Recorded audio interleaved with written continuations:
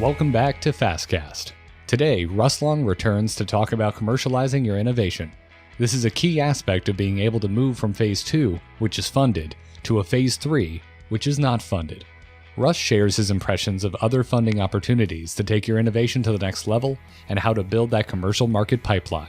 Hey, this is Russ Long with Long Capture and Contract Management. Today I'm going to talk about commercialization opportunities. Those are your Phase 3, sole source, and other programs and opportunities out there above and beyond your SBIR Phase 1 and 2. So the reason it matters is this is your shot at some very large contracts, and it's your opportunity to make a big impact. You've been developing your technology up to now, and you're actually able to go and deliver your capabilities to the warfighter or to your customer. So there's two main barriers I see small businesses face with the SBIR program. The first is to get your foot in the door. Very low acceptance rates up front depending on the agency and depending on the topic round. Moving to Phase 2 is often around a 50% acceptance rate, but the next major hurdle businesses face is moving to that Phase 3. And that's because you have to go out and find a new customer, you have to find a new funding source, and you're using totally different contract vehicles. So let's start with what a Phase 3 is. So a Phase 3 is anything that's new funding outside of that SBIR funding bucket. So it could be a sole source with a Department of Defense program office. It could be a subcontract with a large prime where you're delivering this capability you've developed. All of those fit the definition of commercialization and that Phase 3 SBIR program. Something else you need to realize is that the government places a huge emphasis on competition. However, the SBA has come out in their policy directive and said the competition requirements have been met in the Phase 1. So if you win that Phase 1, it was in a competitive environment, you have checked that box. So now you can move into a sole source contract without much trouble. The issue is that many government customers are not familiar with the SBIR program. So you need to be able to educate them on the policy and that it is very simple and easy to move to a sole source. It's not like the other efforts where there's a huge amount of administration involved. Finally, what a lot of companies don't realize, well, there's two big pieces companies don't realize. You can move to a Phase 3 as soon as you win a Phase 1. So for my companies out there, the businesses that weren't fortunate enough to make that Phase 2 award, if you've been out there pounding the pavement and finding customers and bringing interested customers and funding to the table, you can jump directly into a sole source Phase 3 contract. And that sole source Phase 3 contract can be for further research and development.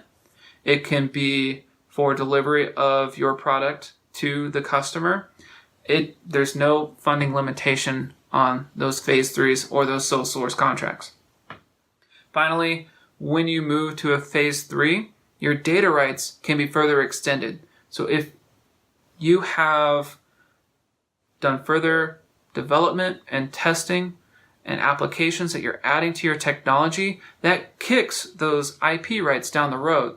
So everyone knows after you close that Phase 2, you have 4 years or 5 years, depending on the agency, of intellectual property rights. Well, when you further develop that in the Phase 3, that kicks those rights down the road. So we talked a little bit about sole source. Let's jump into partnering with large primes. So many large primes have information out there of topics that they're interested in. They have small business reps. They have folks that even specialize in SBIRs. So reach out early and talk to them so that you can start partnering with them. Early on, they can provide you letters of interest or support to really bolster your technology and your proposal. In Phase 2, sometimes they're brought in as a subcontractor to help, as you're learning about the federal government, they'll help support you. And then finally, it may be that your technology fits into a large $1 billion program or $500 million program. Partnering with these large primes to either license your technology or become a sub is another great opportunity. So I want to jump to a different program, and this is very much about the Department of Defense. It's called the Rapid Innovation Fund. This is like the big brother to the SBIR program. The funding cap is $3 million over 24 months.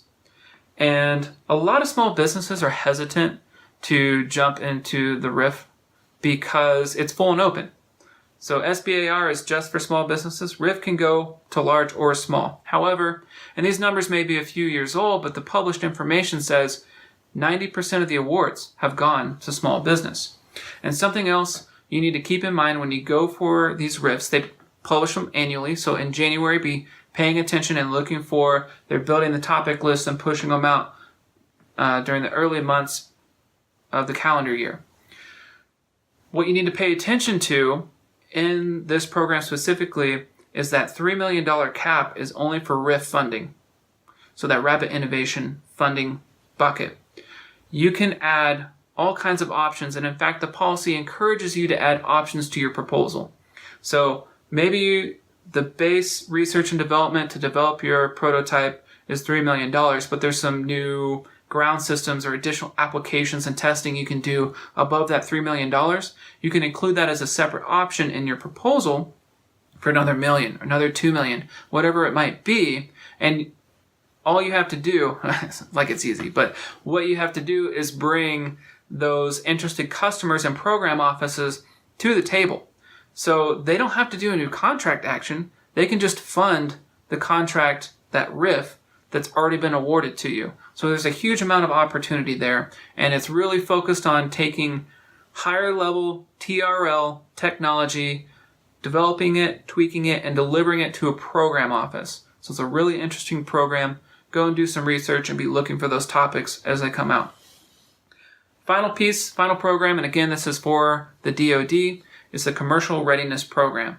Years ago, Congress and leadership at the highest levels recognized that businesses struggle with this space, how to connect the dots. So the CRP is one program they have created to try and put you in front of different government customers, to show you different program offices, and really just get out there and network and find some opportunities to do commercialization. So just be aware, it's another tool that's out there. Add that to your toolbox. Finally, be remiss if I didn't say thank you to New Mexico Fast for the opportunity to come on board and do, team up and do some videos. So thank you very much for the opportunity. If you haven't already, check out their website, check out their YouTube channel. They have a lot of other videos out there to help small businesses through this process. So thanks for watching, everyone.